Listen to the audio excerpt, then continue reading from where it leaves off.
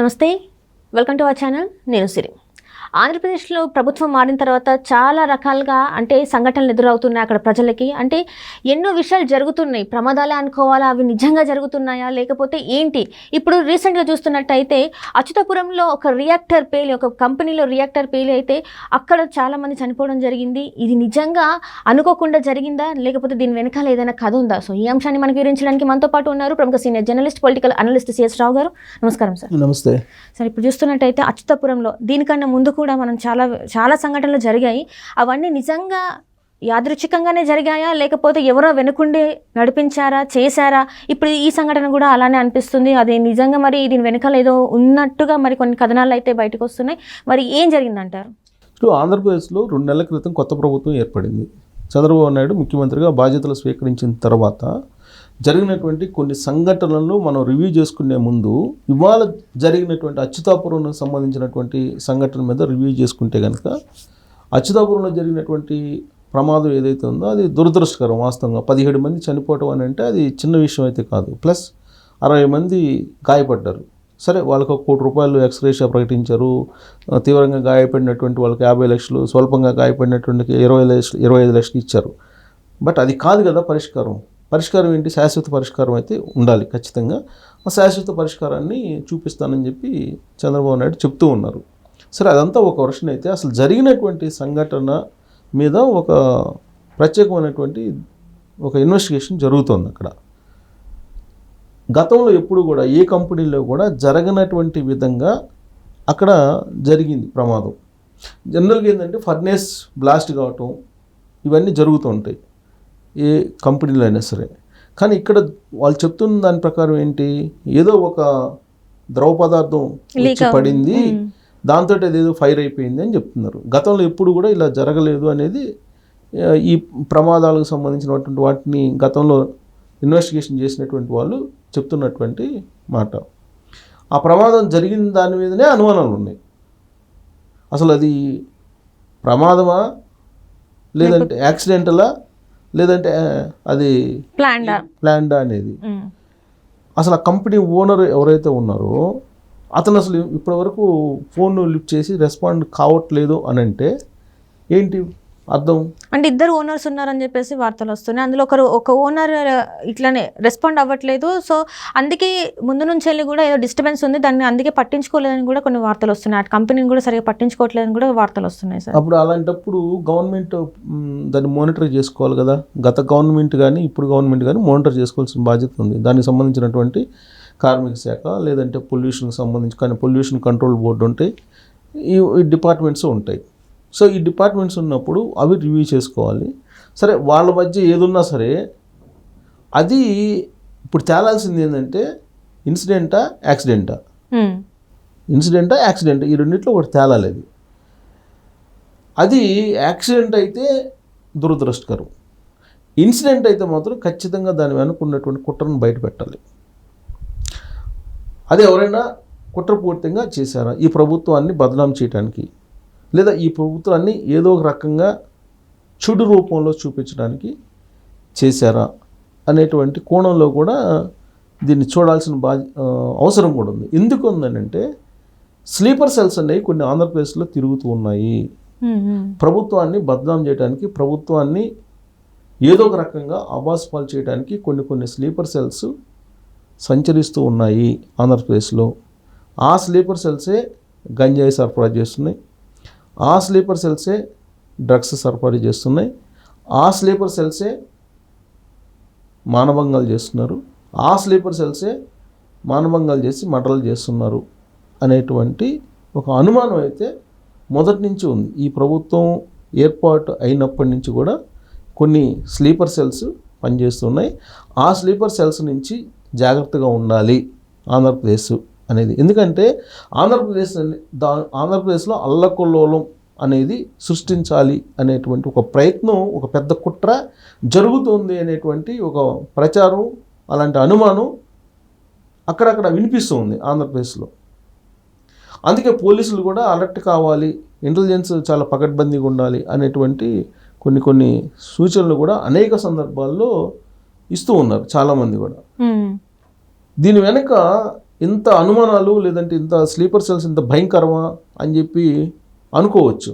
ఆ sleeper cells భయంకరం కాబట్టి ఆంధ్రప్రదేశ్ అక్కడ ధ్వంసం అయ్యింది అని. ఇప్పుడు వైజాగ్లో డ్రగ్స్ బయటపడింది, దానికి సంబంధించినటువంటి కేసు ఇప్పటివరకు ఏంటి అనేది ఎవరు చెప్పట్లేదు. కొలిక్కి రాలేదు. అసలు అది ఎక్కడ పెట్టారనేది కూడా ఇప్పటివరకు తెలియదు. ఎవరు దాన్ని చూస్తున్నారనేది ఇంతవరకు తెలియదు. చాలా విషయాలు ఇలానే. ఇప్పుడు జగన్మోహన్ రెడ్డి గారు 36 హత్యలు 34 హత్యలు అన్నారు. ఇంతవరకు వాటి గురించి బయటపెట్టిన దాఖలాలు అయితే లేవు. అంటే ఇట్లాంటివన్నీ చెప్పడానికి అయితే ఉన్నాయి, కానీ అవి ఏవి వాటికి సంబంధించిన వెనకాల ఏం జరుగుతుందనేది ఇప్పటివరకు ఎవరూ దాని గురించి మాట్లాడిన సందర్భాలు అయితే లేవు. రోజుకొక సంఘటన అయితే బయటకు వస్తున్నాయి. వీటితో పాటు ఇంకా ఆ పార్టీకి సంబంధించిన భాగవతాలు బయటకు ఇవే వస్తున్నాయి తప్ప ఎక్కడ వీటికి ఒక ఎండ్ కార్డ్ పడేదైతే ఇంతవరకు కనిపించట్లేదు. మరి అక్కడ ఉన్న ఏపీ ప్రజల పరిస్థితి ఏంటంటారు? అంటే ఇట్లనే కొనసాగుతూ ఉంటుందా? ఇంకా ఇలానే కొనసాగాలని చెప్పి ఆ స్లీపర్ సెల్స్ సంబంధించినటువంటి డాన్స్ కోరుకుంటున్నారు. కానీ ప్రభుత్వంలో ఉన్నటువంటి వాళ్ళు కాముగా ఊరుకుంటారు కదా. ఖచ్చితంగా ఆ డాన్స్ పని పడతారు. ఆ డాన్స్ పని పట్టకపోతే ఈ స్లీపర్ సెల్స్ ఇలానే పని చేసుకుంటూ వెళ్తే నిద్రపోయే వాళ్ళని ఏ కోజాన చంపినటువంటి ఇన్సిడెంట్స్ ఉన్నాయా? అలాగే ఎర్లీ మార్నింగ్ బహిర్భూమికి వెళ్ళినటువంటి మహిళల్ని రేప్ చేసి మర్డర్ చేసినటువంటి సంఘటనలు ఉన్నాయా?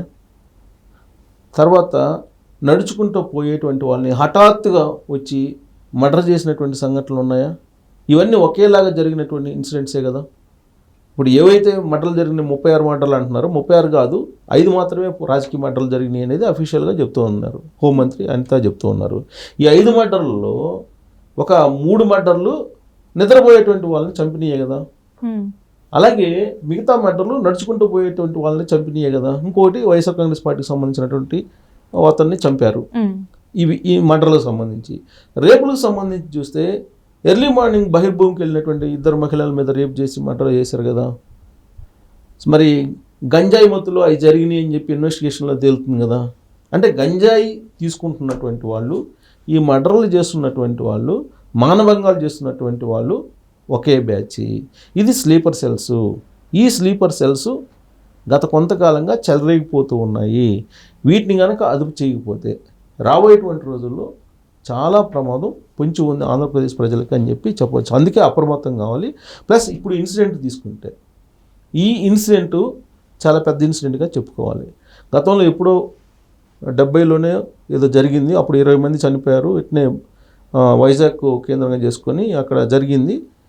అప్పుడు 20 మంది చనిపోయారని చెప్పి చెప్తున్నారు. 2009లో సెజ్ ఏర్పడింది, అచ్యుతాపురం సెజ్. ఆ తర్వాత కొన్ని ప్రమాదాలు జరిగినాయి. తర్వాత ఇది అత్యంత ప్రమాదంగా భావిస్తున్నారు, 17 మంది చనిపోవటం అనేది. అంతకుముందు ఎల్జీ పాలిమర్స్ అని అక్కడ జరిగింది. ఎల్జీది సంబంధించి పాలిమర్స్ అని అక్కడ గ్యాస్ లీక్ అయ్యి జగన్మోహన్ రెడ్డి హయాంలో చనిపోయారు. చనిపోయినప్పుడు ఆయన ఏం చేశారు, తాను సేఫ్టీ ఆడిట్ చేస్తాను మొత్తం ఇండస్ట్రీస్కి, సేఫ్టీ ఆడిట్ చేసినందువల్ల మొత్తం ఈ ప్రమాదాలు జరగకుండా నేను శాశ్వతంగా పరిష్కారం చూపిస్తాను అన్నాడు. ఆ తర్వాత ఎల్జీ కంపెనీ తోటి మేనేజ్మెంట్ తోటి సమావేశం అయ్యి ఏం చేసావు, ఏమైనా చర్యలు తీసుకున్నావా? పోనీ ₹1 అనౌన్స్ చేసినటువంటి ఆయన అందరికీ అనౌన్స్ చేశారు. ఇప్పటికి కూడా ఒక 3 ఆయన ప్రకటించినటువంటి ఎక్స్గ్రేషియా రాలేదని చెప్పి చెప్తున్నారు. ఆ సేఫ్టీ ఆడిట్ అని చెప్పి ఆంధ్రప్రదేశ్లో ఉండేటువంటి ఇండస్ట్రియలిస్టులు అందరినీ ఇబ్బంది పెట్టి వాళ్ళ దగ్గర నుంచి కిక్ బ్యాక్స్ తీసుకున్నాడని ఆరోపణలు ఉన్నాయి. కొంతమంది అసలు ఆంధ్రప్రదేశ్ని వదిలిపెట్టి వెళ్ళేలాగా నోటీసులు ఇచ్చారు వాళ్ళకి నచ్చినటువంటి వాళ్ళకి. ఉదాహరణకు అమర్ రాజా ఫ్యాక్టరీ, దానికి పొల్యూషన్ కంట్రోల్ బోర్డు తోటి నోటీసులు ఇప్పించారు. నోటీసులు ఇప్పించి వాళ్ళ మీద వేధింపులకు గురి చేయడంతో వాళ్ళు తెలంగాణకి వచ్చేసింది ఆ కంపెనీ. మరి మిగతా కంపెనీలు నిజంగా సేఫ్టీ ఆడిట్ చేస్తే మరి ఇవాళ ఈ ప్రమాదం జరిగి ఉండేదా? అచ్యుతాపురం సెజ్లో ఈ ప్రమాదం జరిగి ఉండేదా? జరగడానికి అవకాశం లేదు. ఒకవేళ అది చేసి ఉంటే ఈ ప్రమాదం జరగదు. అది చేసినా కానీ ప్రమాదం జరిగిందంటే స్లీపర్ సెల్స్ అయి ఉండాలి.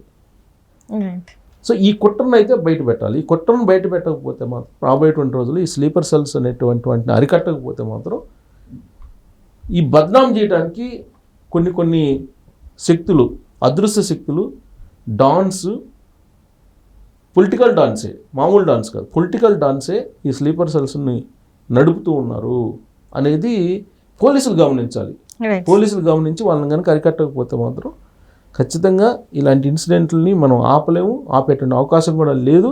ఎందుకంటే మనం కరోనా సమయంలో చూసాం, కనిపించే శత్రువులతో పోరాడచ్చు, కనిపించినటువంటి శత్రువుతో మనం పోరాడలేము అని. అలాగే ఇప్పుడు కనిపించినటువంటి శత్రువులు వీళ్ళు. సో వీళ్ళంతా చూడాల్సినటువంటి బాధ్యత ఆంధ్రప్రదేశ్ ఇంటెలిజెన్స్ మీద, ఆంధ్రప్రదేశ్ పోలీస్ మీద ఉందని చెప్పి మనం చెప్పచ్చు. Right sir, right. Thank you so much sir. Thank you.